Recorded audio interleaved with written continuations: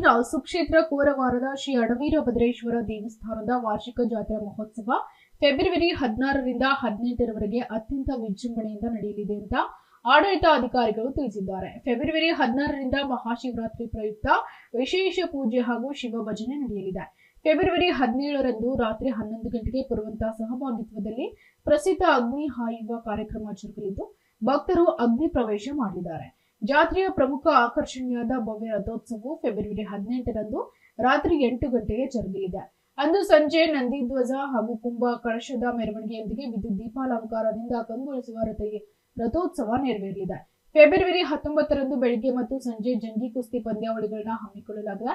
ಈ ಧಾರ್ಮಿಕ ಸಂದರ್ಭದಲ್ಲಿ ಸಾವಿರಾರು ಭಕ್ತರು ಪಾಲ್ಗೊಳ್ಳುವಂತೆ ತಹಸೀಲ್ದಾರರು ಕೋರಿದ್ದಾರೆ. ನಮ್ಮಲ್ಲಿ 17ನೇ ತಾರೀಕು 17/2 ಮಂಗಳವಾರ ಸಾಯಂಕಾಲ 8 ಗಂಟೆಯಿಂದ ಬೆಳಗಿನವರೆಗೆ ಅಗ್ಗಿ ಕಾರ್ಯಕ್ರಮ. ನಾಳೆ ಸಾಯಂಕಾಲ 8 ಗಂಟೆಯಿಂದ ಪೂರ್ತಿ ನೈಟ್ ಅಗ್ಗಿ ಕಾರ್ಯಕ್ರಮ ನಡೀತದೆ. ಅದಕ್ಕೆ ಸಂಬಂಧಪಟ್ಟಂಗೆ ಏನು ಭಕ್ತರು ಬರ್ತಾರೆ, ಅವ್ರಿಗೆ ಏನು ಪೂರ್ವ ವ್ಯವಸ್ಥೆ ಮಾಡ್ಕೋಬೇಕು, ಅವ್ರ ಸುರಕ್ಷಿತಗೋಸ್ಕರ ಏನೇನು ಮಾಡ್ಕೋಬೇಕು, ಎಲ್ಲ ಪೂರ್ವ ಸಿದ್ಧತೆನೂ ಆಗಲಿ ಅನ್ನೋದು ಇವತ್ತು ಮೀಟಿಂಗ್ ಮಾಡಿದ್ರು.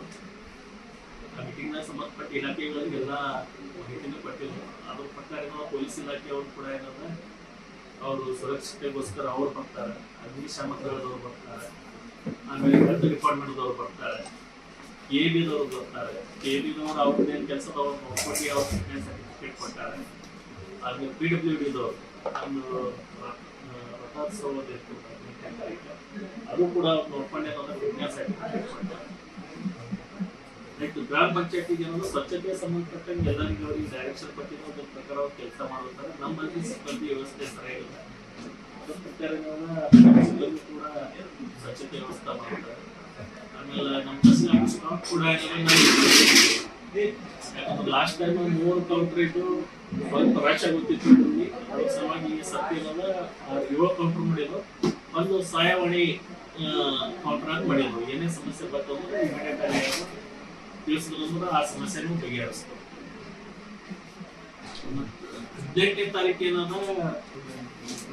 18ನೇ ತಾರೀಕು ಬುಧವಾರ ರಾತ್ರಿ 8 ಗಂಟೆಗೆ ಕುಂಭ ಕಳಸ, ಧ್ವಜ ಹಾಗೂ ಅಲಂಕೃತ ಬೆಳ್ಳಿ ಪಲಕಿ. ಹೀಗಾಗಿ ನಮ್ಗೆ ಒಬ್ಬ ಜಮಖಂಡಿ ತಾಲೂಕದವರು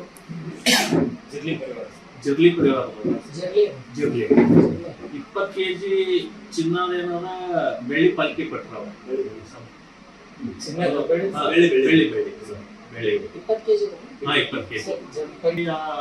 ಪಾಲ್ಕಿ ಏನು ಎಲ್ಲ ವ್ಯವಸ್ಥೆ ಮಾಡ್ಕೋಬೇಕಾಗುತ್ತೆ, ವ್ಯವಸ್ಥೆ ಮಾಡ್ಕೊಂಡು ಅವ್ರಿಗೆ ಕೂಡ ನಾವೇನಾದ ಅವ್ರು ನಮ್ಗೆ ಅಷ್ಟು ಅಮೌಂಟ್ ಒಂದು ಗಿಫ್ಟ್ ಕೊಟ್ಟರಂದ್ರೆ ಅವ್ರಿಗೂ ನಾವು ಸನ್ಮಾನ ಮಾಡಿ ಅವರಿಗೆ ಇದು ಮಾಡಿ ಕಳಿಸಿದ್ವು ಮನೆ ದಿವಸ. ಅದು ಅದೇ ಪಲ್ಯಕ್ಕೆ ನಾವು ಅದನ್ನ ಇದು ಮಾಡ್ತೀವಿ. ಆಮೇಲೆ ರಥೋತ್ಸವ ಇರ್ತದೆ ಅದೇ 18ನೇ ತಾರೀಕು. ರಥೋತ್ಸವ 8 ಗಂಟೆ ಹೇಳಿದ್ರು ನಾವು ಟೈಮಿಂಗ್. 8 ಗಂಟೆ 9 ಮಾಡಬೇಕು ಅಂತ ಎಲ್ಲ ವಿಚಾರ. 9